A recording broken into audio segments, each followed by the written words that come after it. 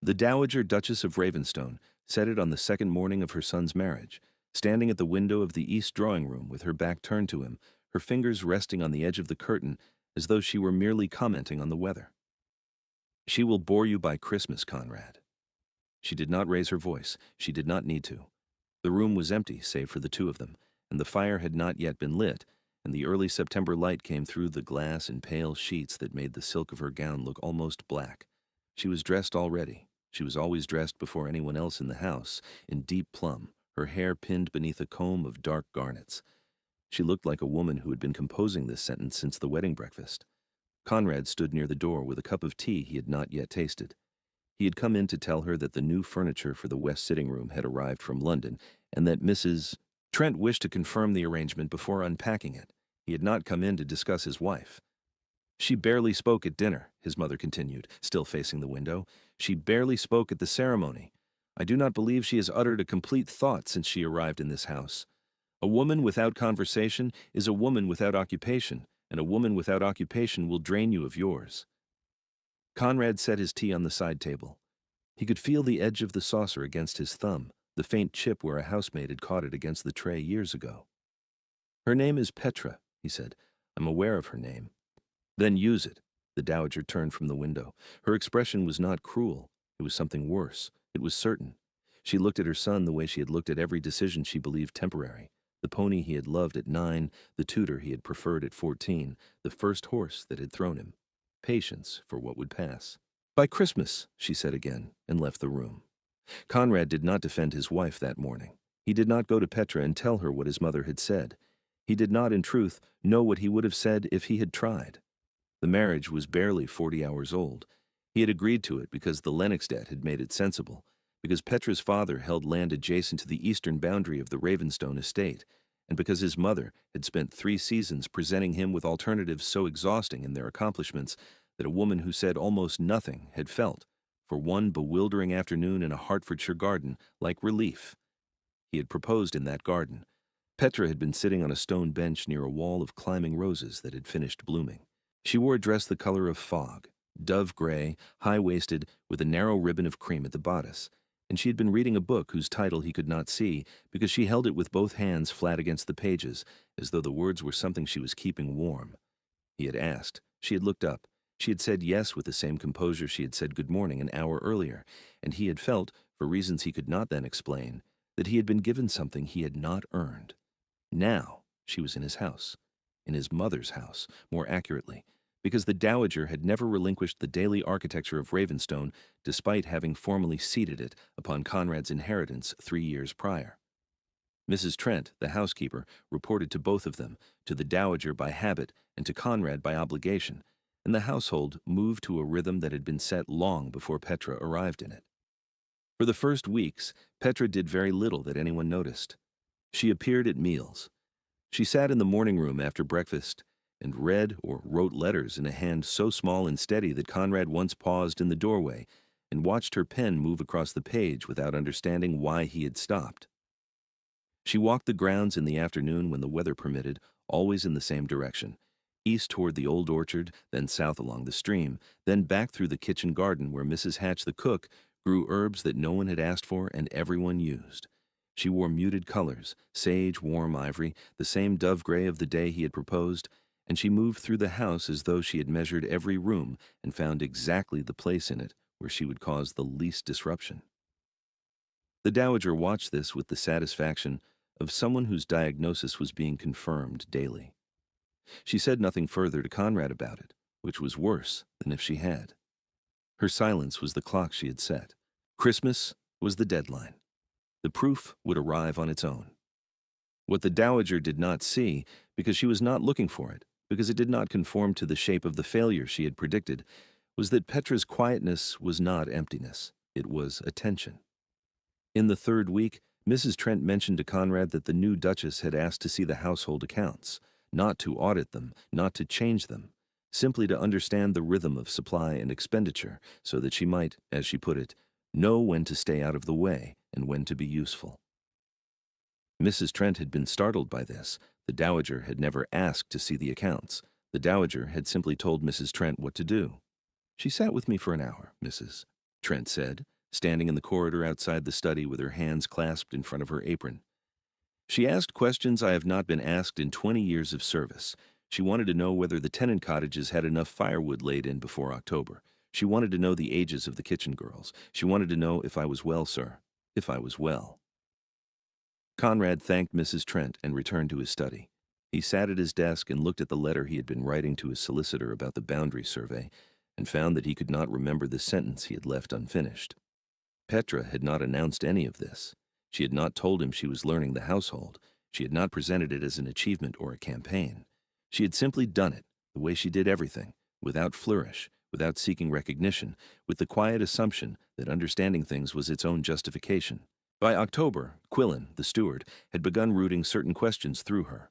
Small things at first, whether the south pasture fence should be repaired before or after the autumn rains, whether the coal delivery should be increased given the early frost. Petra did not make decisions.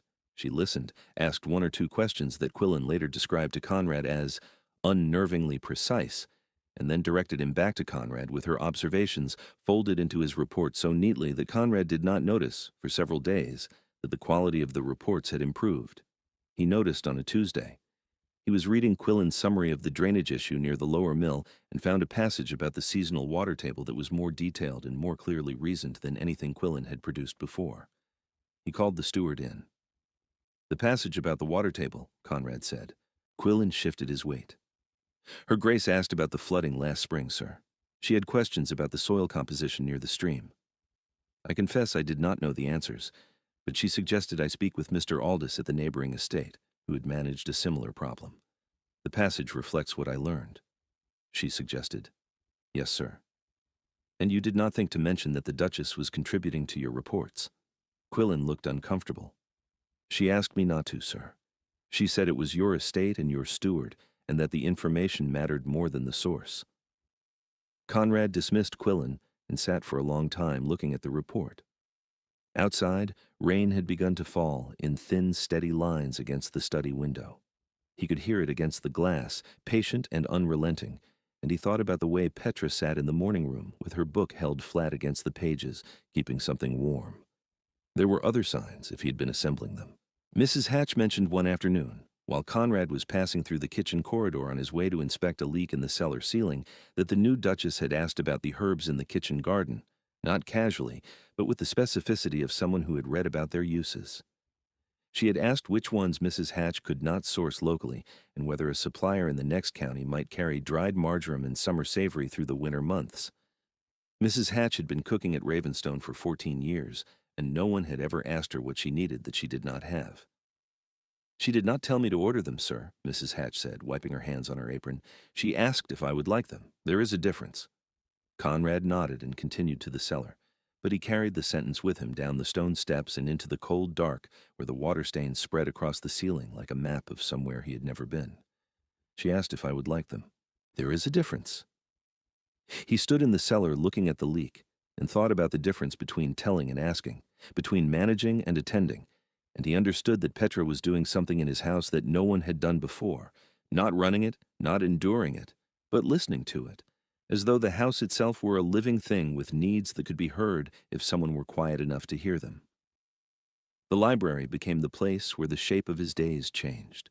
It happened without intention, the way weather changes, gradually, then all at once. Conrad had always used the library in the evenings after dinner when the house had settled and the dowager had retired to her rooms and the candles in the wall sconces burned low enough to make the spines of the books look like a single dark wall of leather and gold. He read there. He wrote letters there. He sat in the chair nearest the fire and let the silence of the room press against him like something solid. Petra began appearing in the library in late October. She did not ask permission. She did not announce herself. She simply arrived one evening with her own book and a candle she carried from the corridor and sat in the chair on the opposite side of the hearth. She read. He read. Neither of them spoke for an hour. When she left, she said good night in the same tone she said good morning, and he heard her footsteps on the stairs, soft, measured, unhurried. She came back the next evening, and the next. By the fourth evening, Conrad realized he had been listening for her footsteps in the corridor before she appeared, and that the sound of them had become the moment when the day shifted from obligation to something else, They began to talk. Not immediately, and not about anything that mattered. The book she was reading, a passage he had found in a volume of natural history that described the migratory patterns of swallows in a way that was more poetry than science. She listened the way she did everything, completely, without performing her attention, without rushing to respond. When she spoke, her observations were spare and specific, and occasionally so unexpected that Conrad would find himself still thinking about them the following morning while Quillen detailed the week's accounts. One evening she said, without looking up from her page, "The person who built this library loved someone who read more than they did." Conrad looked at her. "What makes you say that?" "The shelves on the east wall are deeper than the others. They were built to hold folios, art books, atlases, the kind of volumes a person keeps not because they read them often, but because they wish to share them. Someone built shelves for books that were meant to be opened between two people." She turned a page. "The rest of the room is designed for solitary reading. That wall is not." Conrad looked at the east wall. He had spent his entire life in this room, and he had never noticed that the shelves were different depths. He looked at them now and saw that she was right, and he felt the strange vertigo of having something he had always known revealed to him as something he had never seen. One evening in November, he told her about his father. He had not intended to. They had been discussing the paintings in the upper gallery. She had noticed that one of the landscapes had been hung facing away from the window, which meant the light fell on it only in the late afternoon, and she wondered whether this had been deliberate. Conrad explained that his father had hung it that way because he preferred to see it in diminishing light, when the colors deepened and the painted sky looked almost real. "He died in this room," Conrad said. He had not planned the sentence. It arrived the way Petra arrived, quietly, without announcement.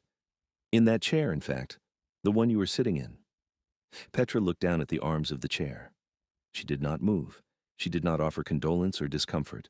She looked at the arms of the chair as though she were seeing them for the first time, running her fingers along the worn leather where another man's hands had rested. "Then I am glad it is being used," she said. Conrad felt something shift in his chest. A mechanism he had not known was locked, turning. He looked at this woman in her dove-gray dress with her book in her lap and her candle burning on the side table, and he understood, with a clarity that arrived without drama or revelation, that his mother had been wrong. Not because Petra was exciting, not because she had revealed hidden depths or performed transformation, but because the thing his mother had called boring was, in fact, the only thing in his life that felt like rest. November deepened. The frost came early and stayed. Petra's walks grew shorter, but she still took them, wrapped in a pelisse of warm gray wool, with a bonnet that Mrs. Trent had found in a trunk from the previous Duchess's wardrobe. Conrad watched her from the study window one morning as she crossed the frozen lawn toward the orchard, her breath visible in the cold air, her steps precise and unhurried. He watched her until she disappeared behind the stone wall, and then he watched the wall. The dowager observed the change in her son with the growing unease of a woman who has built her understanding of the world on predictions that have always been correct. She did not speak of it directly. Instead, she increased her presence, appearing at meals she had previously taken in her rooms, inserting herself into conversations between Conrad and Quillen about estate business, hosting a small dinner for neighbors at which she seated herself between Conrad and Petra and conducted the conversation, so that her son was always facing away from his wife. The dinner was for the Aldous family and Sir Barnard Chesham and his wife, people the dowager had known for decades and who understood instinctively the hierarchies she maintained. She steered the talk toward politics and London gossip, the kind of conversation that required references Petra could not possess, opinions Petra would not offer, knowledge of families and feuds that Petra had no reason to have. It was, Conrad recognized from his seat at the far end of the table, a performance designed to make his wife look exactly as his mother had described her, a woman without conversation. Petra did not compete. She did not maneuver. She ate her meal, spoke when spoken to, complimented Lady Ashwell on the arrangement of the table with such genuine simplicity that even the dowager could find no edge in it to grip. When Lady Chesham asked her, with the kind of politeness that is designed to expose rather than include, whether she had attended the season in London, Petra said simply that she had not, and that she imagined it was very fine. She did not apologize for the gap in her experience. She did not fill it with performance. She let the silence settle around the admission like water finding its level, and something in Lady Chesham's expression shifted, not pity, not sympathy, but the particular discomfort of a woman who has tried to make someone feel small and found that the other person's composure has made her feel smaller. After dinner, when the dowager held the drawing room with talk of politics and county gossip, Petra excused herself early and went to the library. Conrad followed her within the quarter hour. He did not realize he had established a pattern until the dowager commented on it. She found him in the corridor one evening in late November, his hand already on the library door.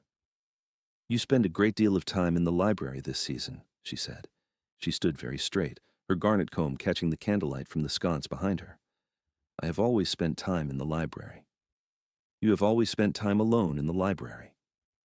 Conrad looked at his mother. She was 61 years old, and she had managed this house and this family with absolute competence for 30 of those years. She had buried a husband, raised a son, navigated the politics of the ton with precision, and maintained the Ashwell name through a period when half the great families of England were bleeding money and reputation in equal measure. She was formidable. She was intelligent. She was, in this single matter, entirely wrong. "Good night, Mother," he said, and opened the door. December came with snow. The grounds of Ravenstone turned white overnight, and the house drew inward, as houses do in winter. Fires banked higher, candles lit earlier, the corridors cold enough to see breath by late afternoon. Mrs. Trent supervised the laying of greenery along the banisters and mantels, holly, ivy, boughs of pine that filled the entrance hall with a scent that Conrad associated with every Christmas of his life. Petra helped. She stood on a chair in the dining room with a length of ivy in her hands, reaching up to wind it along the picture rail, and Conrad came in and held the chair steady without being asked. She looked down at him, and her expression was not gratitude and not surprise, but something closer to recognition, the face of a woman who had been waiting, without impatience, for someone to arrive. It was on the 14th of December that Lord Fenmore's letter came. Conrad read it in his study with the door closed. Fenmore was a man of political consequence, a figure in the Lords whose influence extended well beyond his formal position. The letter was brief, courteous, and extraordinary. A diplomatic appointment abroad, a posting of significant prestige attached to negotiations that would shape British interests on the continent for a generation. The role required a man of rank, discretion, and intelligence. Fenmore believed Conrad was that man. The appointment would begin in the new year and require residence abroad for no fewer than 3 years, possibly 5. It was, Conrad understood immediately, precisely the kind of opportunity his mother had spent his entire adult life positioning him toward. Political weight, national consequence, the Ashwell name attached to something that would outlast all of them. He set the letter on his desk and looked at the window. Snow was falling again, fine and steady, and through it he could see the dark line of the orchard wall, and, beyond it, the shape of the stream where the water had frozen at the edges, but still moved in the center, dark and patient beneath the ice. Lord Fenmore arrived at Ravenstone on the 20th of December, 4 days before Christmas. He was a tall man with silver hair and the careful bearing of someone who had spent decades in rooms where every word was weighed. Conrad received him in the study. Mrs. Trent brought tea. The fire cracked and settled. "You have read my letter," Fenmore said. "I have. And you understand the significance of what is being offered." "I do." Fenmore set his cup down. "Your mother wrote to me in October. She believes you are wasted here." Her word. She believes a man of your abilities and your position has obligations beyond the management of a country estate. I confess I agree with her. Conrad looked at Fenmore. The man's face was composed, expectant, respectful.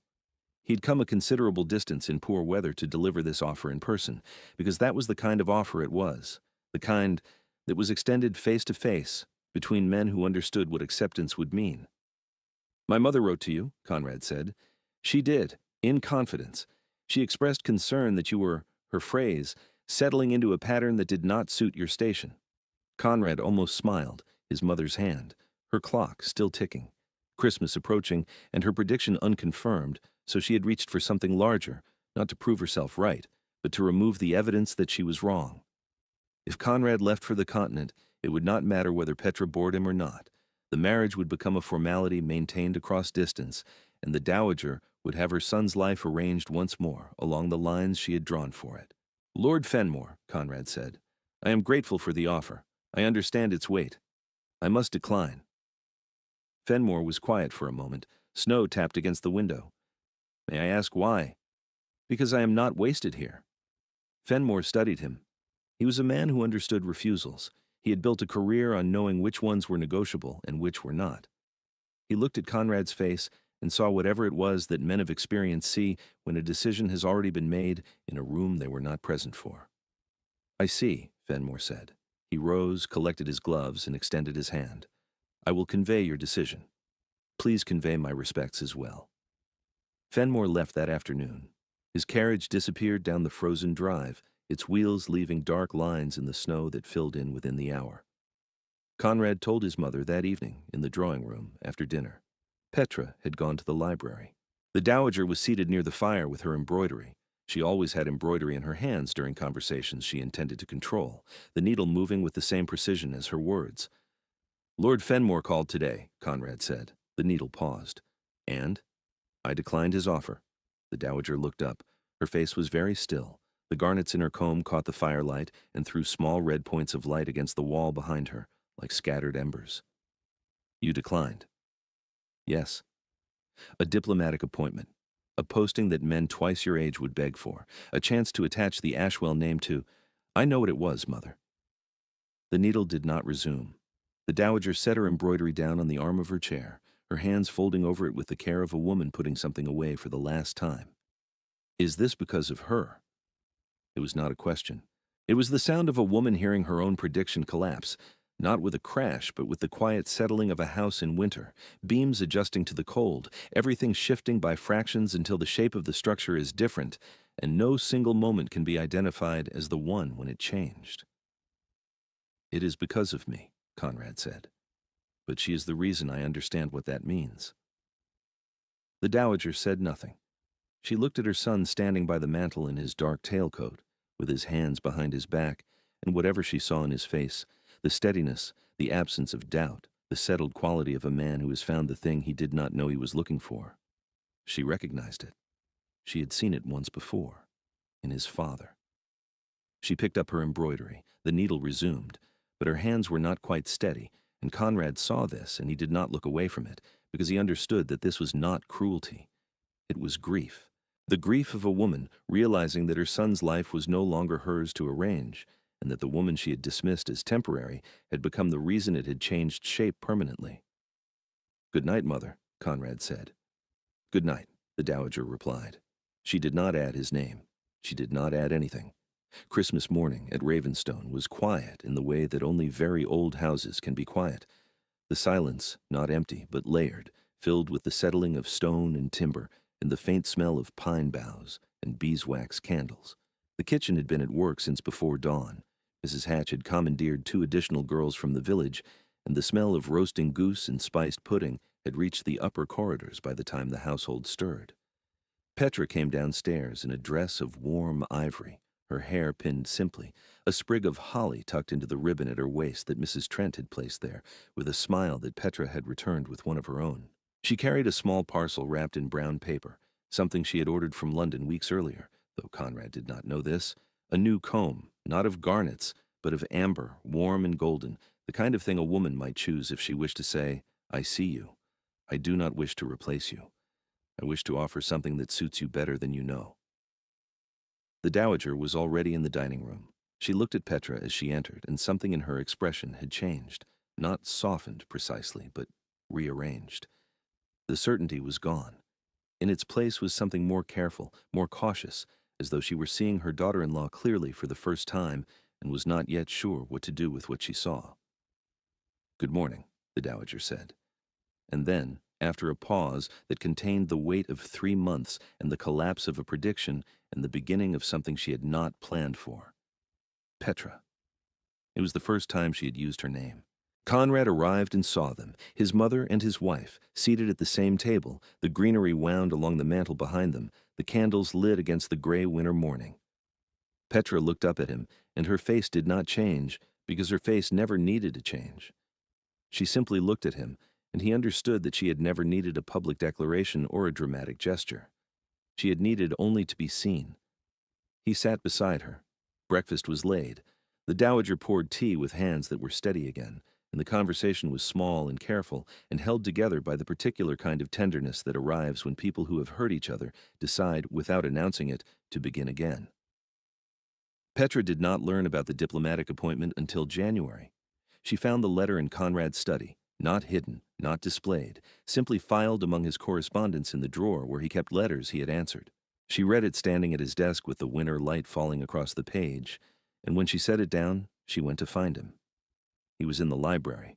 She stood in the doorway with the letter in her hand, and he saw it and understood. "When did this arrive?" she asked. "Before Christmas." "And you refused?" "Yes." "Why?" Conrad looked at her. She stood in the doorway in her sage-green dress with her hair coming loose at one temple and the letter held loosely at her side, and she was not angry, and she was not flattered, and she was not performing gratitude. She was asking because she genuinely wished to know, and because she was the kind of woman who believed that understanding things was its own justification. "Because I have spent 32 years in rooms full of people who required me to be something," he said, "and I have spent 4 months in a room with you who required nothing, and the room with you is the only one I wish to remain in." Petra looked at him for a long time. The fire shifted. A log settled and sent a brief constellation of sparks upward into the dark throat of the chimney. "That is a great deal to refuse," she said quietly. "It is a great deal less than what I would have lost." She crossed the room and sat in her chair, the chair that had been his father's, the chair she had claimed without knowing its history and then honored without sentiment. And she opened her book, and he opened his. And they sat together in the library at Ravenstone while the snow fell outside and the candles burned low, and the silence between them was not empty but full, full of everything they did not need to say because they had already said it in the only language that mattered: presence, constancy, the daily accumulation of choosing to remain. 3 years later, the library at Ravenstone had acquired a second small chair, lower, wider, positioned between the 2 large ones near the hearth.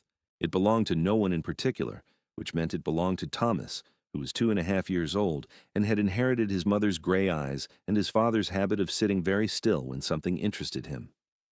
He could not yet read, but he held books with both hands flat against the pages, and Conrad, watching him from his chair one evening while Petra read beside them, felt the same turning mechanism in his chest that he had felt the night she had said she was glad the chair was being used. The dowager had not vanished. She had not been banished or humbled or driven from the house. She had done something more difficult and more human. She had adjusted. She still wore her garnets. She still dressed before anyone else. She still held opinions on every subject and expressed them with the precision of a woman who had spent 60 years being right about most things. But she deferred to Petra on matters of the household with a stiffness that gradually, over the course of a year, became something approaching respect. She held Thomas with the particular tenderness of a woman who had underestimated someone and been forgiven for it without being asked. On the morning after Thomas was born, the dowager had come to the bedchamber carrying a small wooden box. She set it on the table beside Petra's bed without ceremony, without explanation, and left the room. Inside was the garnet comb, the one she had worn every day of her widowhood, the one that had caught the firelight on the evening Conrad had told her he was declining Lord Fenmore's offer.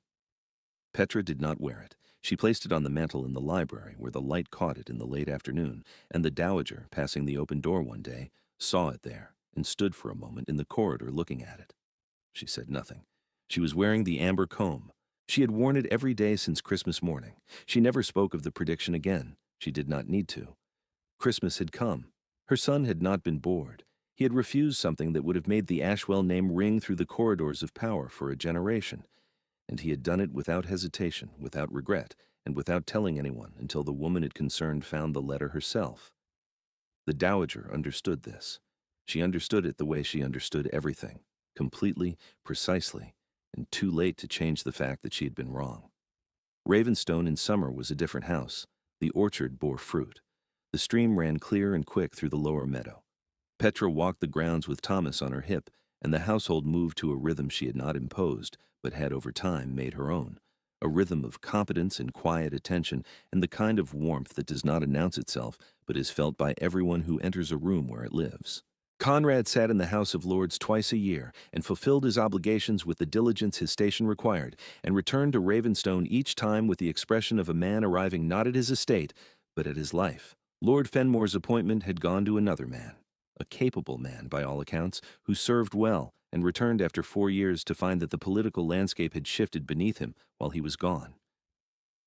Conrad read about this in a letter and felt nothing but a distant, impersonal sympathy for a man who had chosen differently. On a December evening, with the greenery wound along the banisters and the candles lit against the early dark, Conrad found Petra in the library. Thomas was asleep upstairs. The fire was burning. She was in her chair with a book in her lap, and she looked up when he entered, and her face did not change, because her face never needed to change. He sat down. He picked up his book. The snow began to fall outside, fine and steady, the way it always fell at Ravenstone, quietly, persistently, until by morning the whole world looked different, and no one could say exactly when it had begun. They arrive here, like frost on a window pane, quietly in the night, until by morning everything familiar looks entirely different.